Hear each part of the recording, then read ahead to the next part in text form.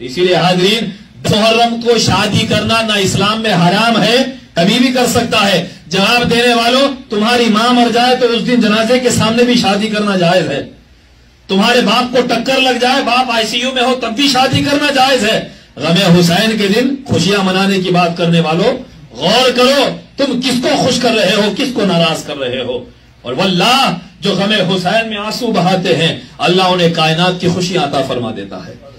غم حسین خدا سب کو سرفراز کرے، یہی وہ غم ہے جو ہر غم سے بے نیاز کرے۔ اسی لیے ہمارے بزرگ جب محرم آ جاتا تو 10 دنوں تک نہ کوئی نیوز چینل لگتا، نہ کوئی خبریں دیکھے جاتے، نہ دنیا کی گفتگو ہوتی، کاروبار بند کر دیے جاتے، ٹی ویاں بند ہو جاتی، لباس بالکل سادہ سیدھا پہنا جاتا، شادیاں ترک کر دی جاتی، نہیں کوئی اوپننگ نہیں ہوتی، نہ کوئی گھر بھرانی ہوتی، نہ کسی دکان کا افتتاح ہوتا، کوئی خوشیاں نہیں منائی جاتی۔ آج کل تو نئے نئے مسائل، نئے نئے جوابات دینے کی لوگوں میں بڑی ایک شوق پھوٹا ہے لوگوں میں۔ 10 محرم کو شادیاں کرنا ہے کہ نہیں کرنا ہے؟ اب یہ زمانہ آ گیا ہے کہ یہ بھی سوالات ہونے لگے، 10 محرم شادیاں ہونا ہے کہ نہیں؟ ارے امت کے کمتر سے کمتر کو بھی پتا ہے شادی کبھی حرام نہیں ہے، شادی کبھی بھی کی جا سکتی ہے، مگر یہ غم حسین کا مہینہ ہے، یہ محرم کا مہینہ امام حسین کی یاد کا مہینہ ہے۔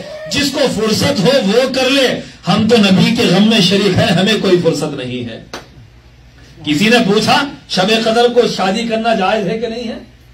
کسی نے پوچھا بقرعید کی رات کو شادی کرنا جائز ہے کہ نہیں ہے؟ ہر دن جائز ہے، مگر 10 محرم کو خوشی منانے کی تمہیں کہاں سے سوجی ہے؟ ارے جس دن میرے نبی کے کلیجے پر خنجر چلائے گئے، جس روز خاندان نبوت کو بھوکا پیاسا رکھ کر، 3 دن پیاسے رکھ کر 6 مہینے کے علی اصغر کے حلق پر تیر چلایا گیا، میرے آقا حسین کے بدن پر 103 زخم تھے، تیروں سے چھلنی کر دیا فاطمہ کے لال کو۔ کربلا کو مدینے سے نکل کر آقا جا کر شہیدوں کا خون جمع کر رہے ہیں، صحابہ خواب دیکھ رہے ہیں، میرے نبی آنسو بہاتے ہوئے خوابوں میں تشریف لا رہے ہیں۔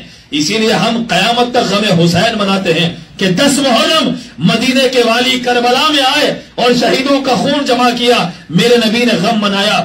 بچپن سے امام حسین گود میں کھیل رہے تھے، تب سے نبی کربلا کی خبر دیتے روتے جاتے، 50 برس پہلے سے روتے ہیں۔ ہر شہید کا غم شہادت کے بعد منایا جاتا ہے۔ کائنات میں شہادت حسینی یہ وہ منفرد شہادت ہے جس کی شہادت سے 50 برس پہلے سے آنسو بہائے جا رہے ہیں۔ رسول پاک اشکبار ہو جاتے، ہچکیاں بن جاتی نبی کی، مٹی لے کر سونگ رہے ہیں۔ ام سلمہ نے آ کر پوچھا، آقا میرے آقا کو کس نے رلایا ہے؟ میرے آقا کس نے آپ کو رلایا؟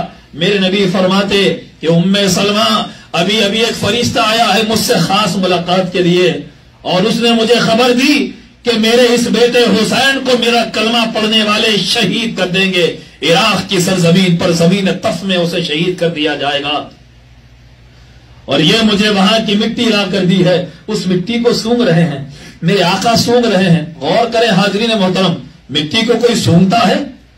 مٹی کوئی نہیں سونگتا۔ کوئی کہیں شہید ہو گیا، شہادت ہونے والی ہے مگر ابھی شہید وہاں ہوئے نہیں، تب سے میرے آقا اس مٹی کی خوشبو کو سونگ رہے ہیں، اور اتنی محبت ہے حسنین سے کہ ان سے جس مٹی کو نسبت ہونے والی ہے اس مٹی کو بھی میرے آقا سونگ رہے ہیں، اور دے کر فرمایا اے ام سلمہ یہ اپنے پاس رکھو، اذا تحولت هذه التربة دما فاعلمی ان ابنی قد قتلا، جس روز یہ مٹی خون بن جائے تو سمجھ لینا کہ میرا بیٹا شہید ہو گیا ہے۔ ام سلمہ کو وہ مٹی عطا کر دی، اور جب بھی کربلا کا ذکر ہوتا سیدہ فاطمہ روتی، مولا علی روتے تھے۔